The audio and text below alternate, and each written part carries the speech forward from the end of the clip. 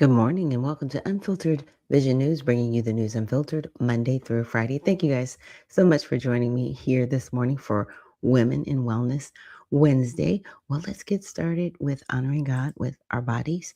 So, God, please guard our mind and our thoughts. God, help me to fix my thoughts on what is true and honorable and right and pure and lovely and admirable. So I will think about things that are excellent and worthy of praise. God, please protect our ears and help us listen to your voice. God, help me to be quick to listen, slow to speak, and slow to become angry. God, please protect my eyes from sin's damage.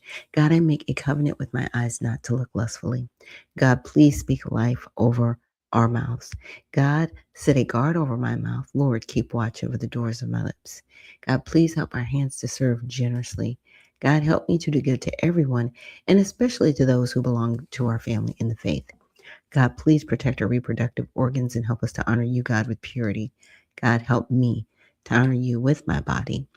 And God, please protect our feet as we walk along your path. God, let your word, be a lamp for our feet and a light on our path. And with that, that's something we say every morning. I try not to butcher it and mess it up too bad, but it's just to help us get our hearts and mindset right as we go into today's news, which can sometimes be challenging. So, with that, let's start off with our X, what's trending on X, right?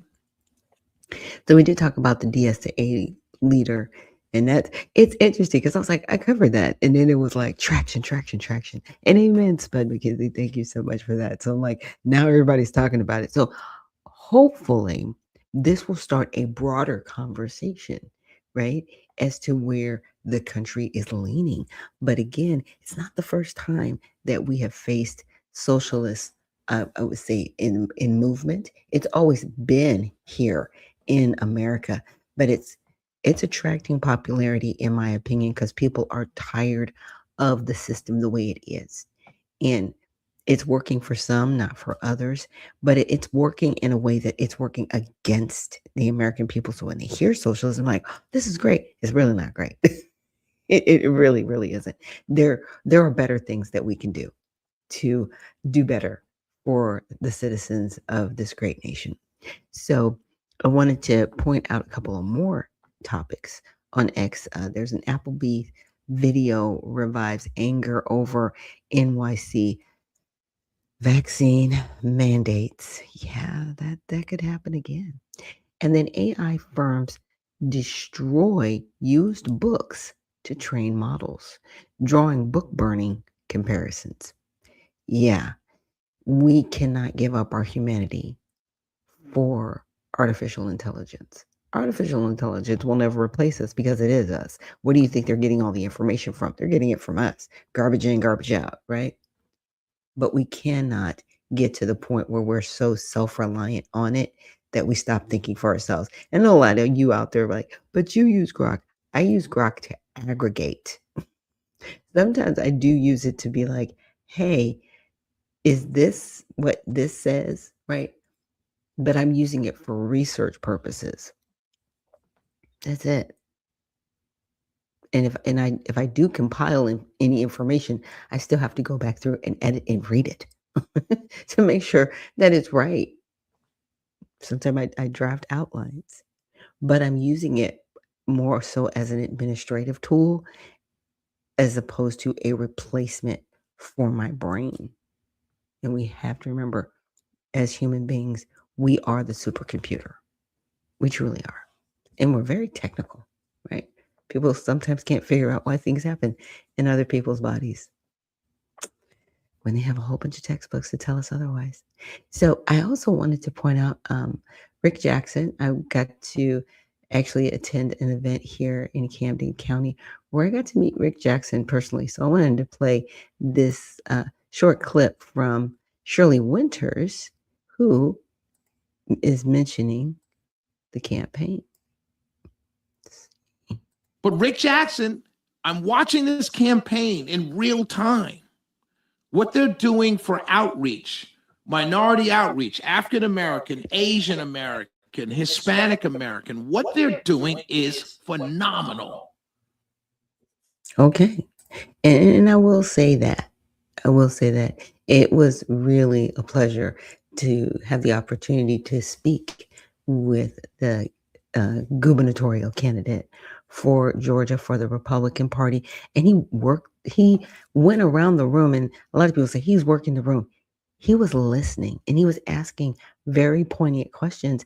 And, I did ask him, I said, as far as, in my opinion, the Black community, you know, regulations need to, there needs to be help with Black business owners entering and really helping with the regulations. And he says, well, maybe they might need help with their business plans. And he gave me an example of somebody in his life that needed a better business plan. He goes, I'm looking, if elected, to actually put together a special office and division to specifically deal with those pain points. I'm paraphrasing, but with those pain points to address that. And I appreciate that. He goes, because that's across the board, not just in the Black community, but in all communities that really want to start a business, making sure that it's solvent, making sure that it's going to make money, but having the proper business plan to get the proper loans. Right. And so I was kind of blown away. I was like, yeah, because what certain states don't realize is, or I should say, politicians in states, it's not the federal government's responsibility to keep you afloat as a state. It's not. It is your responsibility as a state to bring in revenue. That means jobs. That means corporations that are going to hire the people in your state. Okay. That's what that means.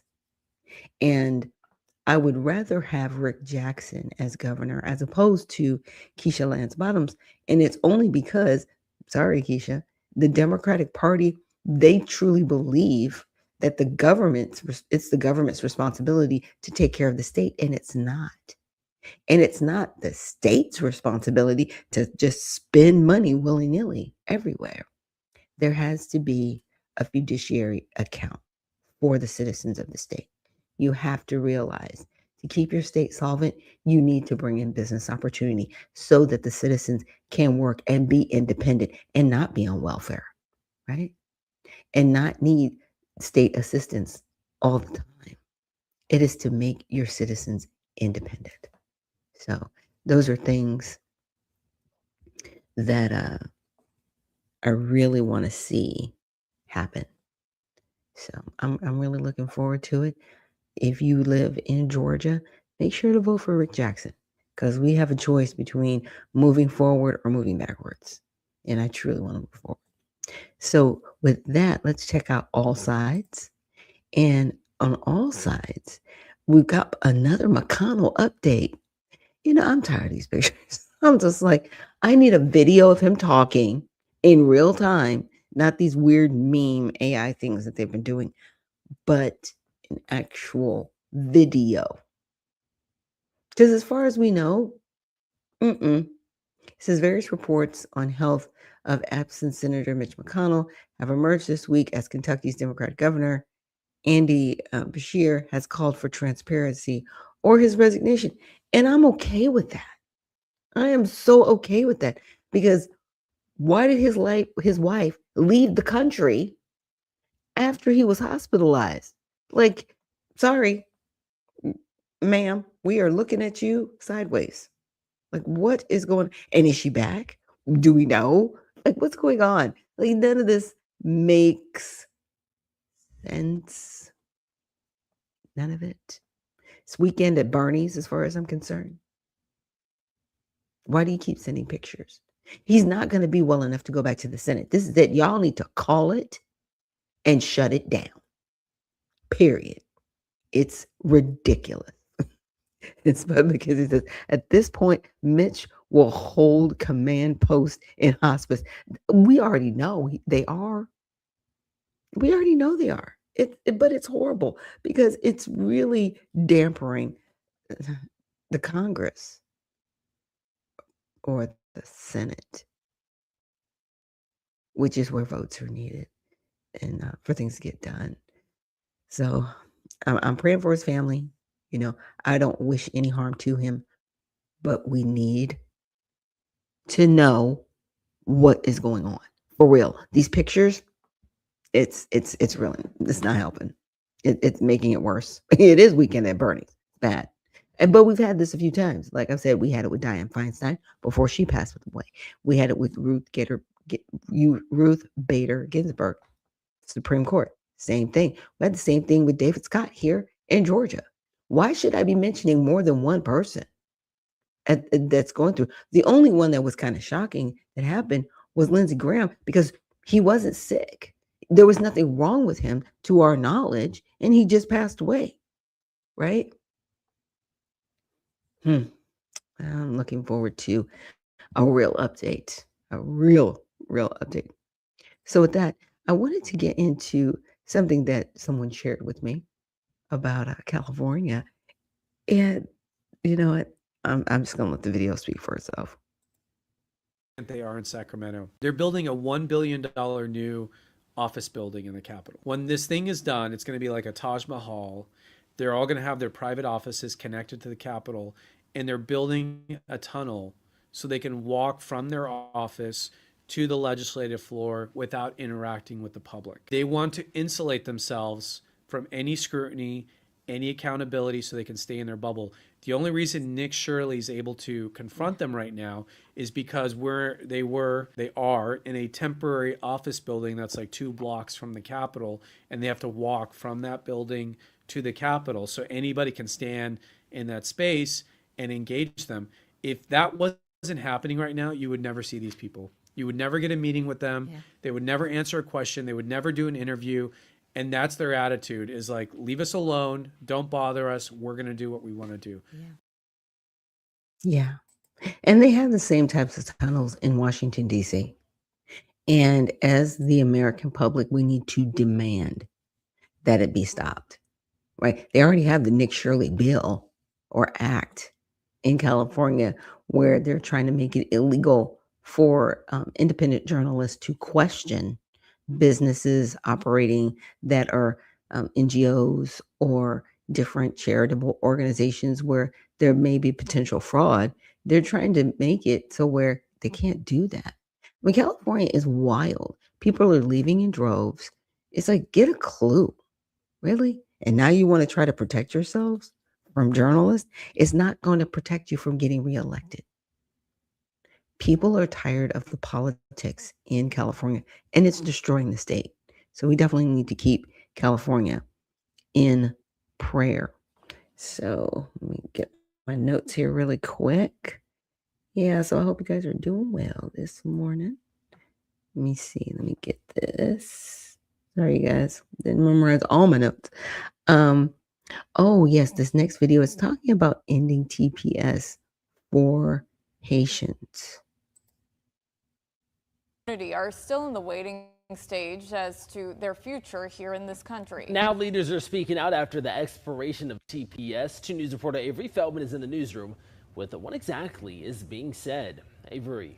Caleb, Kelly, for the first time in weeks, Springfield Mayor Rob Rue has spoken out about what comes next for the future of migrants in America.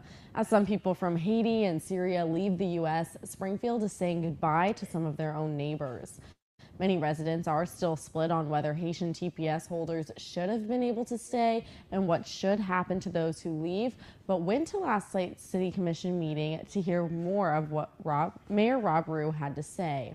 He says that while immigration policy is the federal government's responsibility, the city's is to provide essential services, maintain public safety, and serve everyone in the community fairly according to the law. He calls on Congress to provide an opportunity for a permanent legislative solution. As an elected official serving in a nonpartisan role, my commitment is to the citizens of Springfield. I believe it's also important to care about people regardless of their nationality and offer support while following the law. Mayor Rue says the city has not heard from ICE about any planned enforcement operations in Springfield, but their focus is maintaining the safety of everyone in the community. I'll have more reaction from community. Yes, and Spud McKinsey says, what's wrong with transparency? Basically, yeah, understood. But this whole thing with Haiti is disgusting. And they've been here for 16 years. TPS is for 18 months. And everybody's like trying to cry tears. I'm not crying 2 tears in the bucket for this. You should have been gone. period. And this is not a race issue. This is a citizenship issue. This is a resource issue, period. Bottom line, you shouldn't have been here. 16 years? And a lot of people go, well, why didn't they apply for citizenship? Because you can't under TPS because it's temporary. It is not a pathway to citizenship. And people say, well, why shouldn't it be? Because people weren't vetted when they came over here under TPS. There's a lot of problems, okay? And TPS is one program, in my opinion, that needs to be abolished and shut down because we already have refugees. We already have asylum seekers. That is TPS. But they use TPS as a way so that if it was an earthquake and it didn't fall under refugee or asylum status, they could still help people. I get it, but stop it. You've abused the system. And that mayor talking about, well, we need to treat everybody fairly. No, you need to take care of American citizens. That's your job. Period. That is your job, to take care of American citizens. You accommodate those under TPS, but 18 months? And I'm sure he's been put in way after because it's been 16 years. He hasn't been the mayor for 16 years. Okay. So it doesn't fall on his shoulders.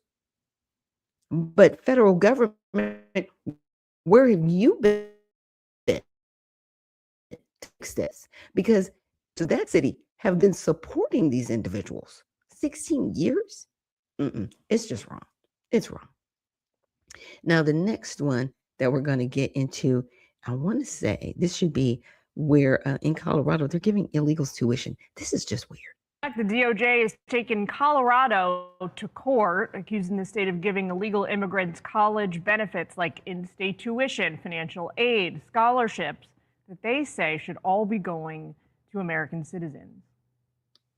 All those parents that are sitting at home right now thinking about their kids about to start college, many of them are going to have kids who aren't going to state schools in Colorado because their spots were taken by illegal aliens. All right, let's bring in constitutional law attorney Jonathan Turley, Fox News contributor, to break it down for us. Jonathan, take a listen to this before we get into it. This is from the governor there in Colorado responding to this, Jared Polis. He says, states have the right to determine who to grant in-state tuition to. The federal government seizing control of determining in-state tuition across the country is absurd. In Colorado, we're expanding access to education to provide students with the skills to get good paying jobs and doubling down on strategies to save students money. Who's right? Yeah. Well, first of all, there's a certain truth in the fact that states can spend their money as they wish, and so they can burn as much money as they want on programs, and that includes giving money to people that are in the state who are undocumented.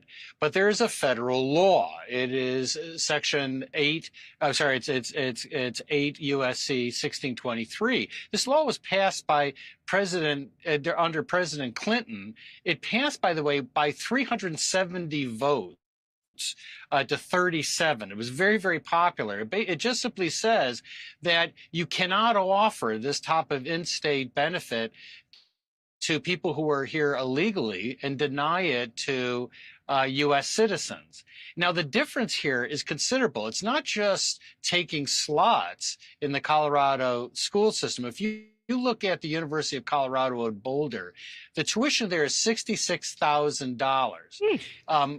With in-state benefits, it goes down to $35,000. So that is over $30,000 difference that the state is essentially eating. That money is, so you're not only losing the slot, you're losing that money.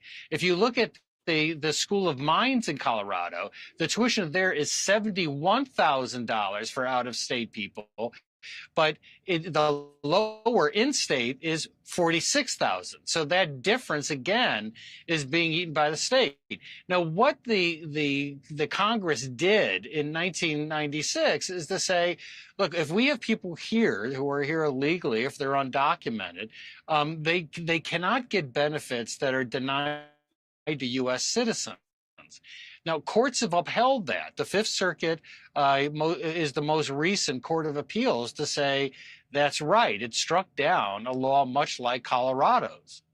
You mentioned the state losing out on tuition money from undocumented students who would pay less under the policy. It seems like the DOJ is arguing here as well that it's like a zero-sum situation, meaning every dollar that goes to somebody who is here undocumented is a dollar that is not given to a U.S. citizen student. Is that the right way to look at this? It is. So there are actually a number of different costs to something like this. That is, one is you have students who are taking those slots. Another is that there is a significant dollar difference. And that reduction in tuition is going to be borne by the taxpayers of Colorado. And Congress sought to avoid those types of disadvantages for U.S. residents who would have to pay the higher amount than people here who are in an undocumented status. Now, this, by the way, this law continues to be enormously popular. Now, Colorado can do a lot of things if it wants to. If it wants to pay that money, it could basically lower tuition across the board, even for people out of state. But it doesn't want to do that. It wants to give the advantage to people there in undocumented status, but not to U.S. citizens outside of the state. A key distinction there. Jonathan, thanks for breaking it down for us. Good to talk to you. Yeah, and that bill that he was talking about in 1996, I didn't realize that there was a clause in there about people undocumented. I know that it was for people that were coming in here legally. They were not able to get any type of state funding or grant funding, even if they're here legally under that bill. So they'll go back and look at that. But here's the thing. Why are you taking it away from U.S. citizens? Like, what is this motivation to really support people that are breaking the law? They are criminals. Now, I know a lot of people want to get sensitive and get all in their feelings. And no, they're criminals. Period. They are breaking the law, and they're just walking around free with impunity, making demands. I deserve to be here. No, you don't. No, you don't. Go back to your country. Fix your country.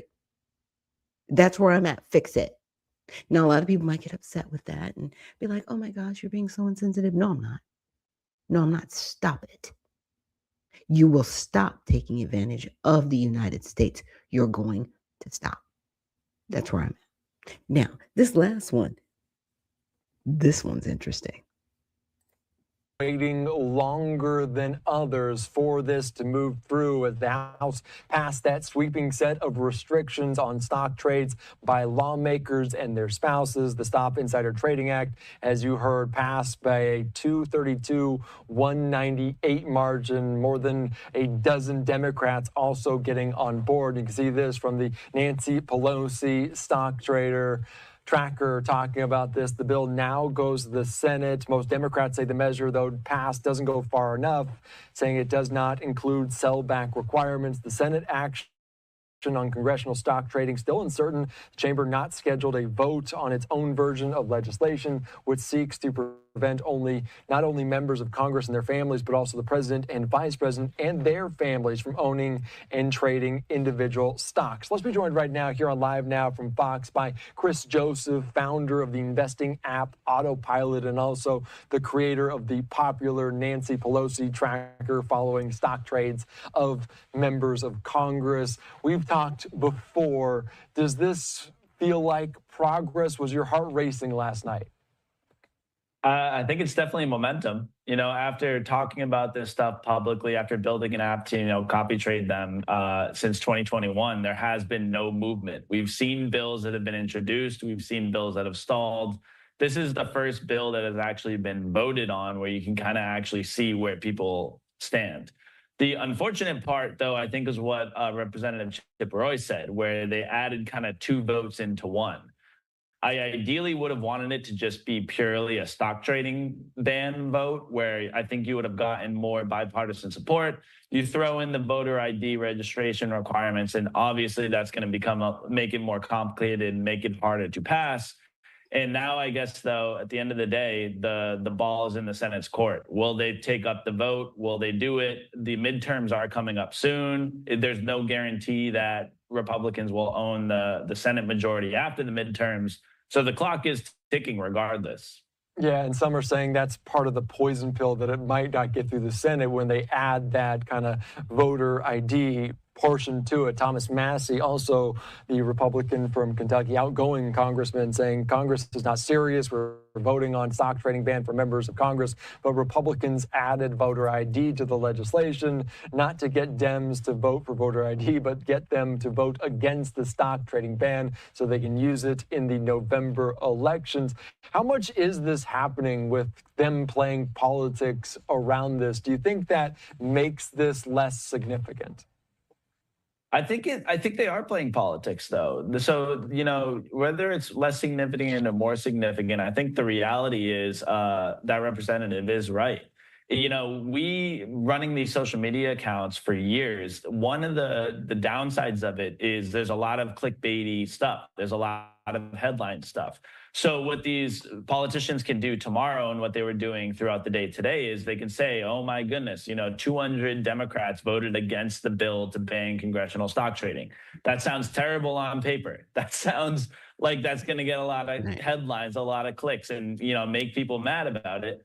But the truth is, you know, to be fair to some of these Democrats that voted against it, they've come out and said, we are in support of a ban on congressional stock trading, but we have to vote against this because we don't agree with the voter ID requirements. So I think there is. It's all horrible. I'm sorry. Yeah, stock trading ban, slam dunk, right? But you didn't vote for it because you are against voter ID, which over 70% of Democrats want. What is wrong with y'all? Because now it's telling. Now it's telling. Like, you cannot send these people back. You cannot send them back to office, because what they want is they want illegal immigration. They want amnesty again. They do not want free and fair elections. They don't. They don't care. Because if they did, this would have been a slam dunk. And they would have been like, you know what? The American people are demanding the Save America Act. They want, you know, voter ID. They want to make sure that our elections are somewhat, you know, reasonable, because you're always going to have a little bit of fraud. It's just going to happen. But at least we know the Democratic Party right now, you don't care. You do not care about voting in this country. You would rather see people cheat. You would rather see people lie and steal than have an actual fair election. I'm sorry. No, this should have been a slam dunk. And for Massey to stand up and say, well, they voted against it because, do you see what they're voting against? It's not like they're voting against something where everybody's like, yeah, that's not a good bill. What? Really? I can't. Yeah. These are the times when I'm just like, stop the madness. Let's really get to brass tacks and focus. The Democrats do not want voter ID because they know if they have it, they will lose. Period. You'll lose because there will be people that shouldn't be voting that will be able to vote. Period. Because guess what? Women, we have name changes. Yes, we do. We actually have birth certificates because we live in this country. The problem is a lot of these people who are here illegally, who are just getting to hang out, right? What is it, long-term residents or whatever that, they can't vote because they're not citizens here. Legal permanent resident, that's what it is. They can't vote. No. People that are here that are college students, they can't vote if they're from another country. There's a lot of different statuses that are legal statuses for people to be here long term, even though they're not citizens. They cannot vote in our elections. Okay. And then the other thing is for individuals that want to swap out body parts and call themselves what they're not. That's another issue, right? Because you were born one way, you're claiming to be something else. That doesn't match up with your birth certificate. You're not going to be able to vote, even if you are an American citizen. There's that whole situation. And to that, I say, you better figure it out. You know, you can't be born Bob and show up as Susan and vote. It's just not going to happen. Or you can't be born Susan and show up saying you're Bob and vote. It's not going to work because you don't match your birth certificate. Stop. Figure it out. Pick a lane and stay there. Just saying. And with that, that's going to end our broadcast for today. We will have tomorrow will be Mighty Men Thursday, and I don't have any guests yet, but I'm looking forward to having guests on the show as we are coming into ending the summer, right? And kids are going back to school. We need to make sure that we are praying for our students and administrators and schools and just everybody involved, the bus drivers, the counselors, to make sure that as our children go back to school, that they are covered and protected. So again, thank you so much for joining me here on Unfiltered Vision News. And remember, stay well, stay focused, and stay unfiltered. We'll see you in the next one.